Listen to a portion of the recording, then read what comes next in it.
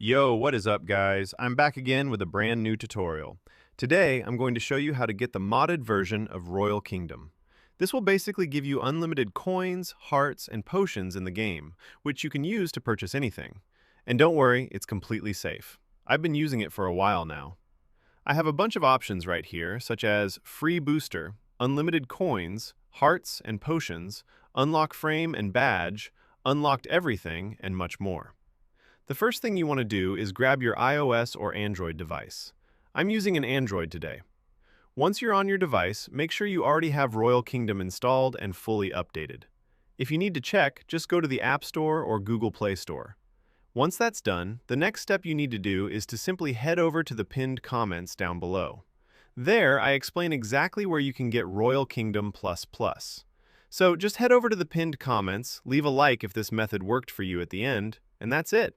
See you all in the next video. Bye-bye.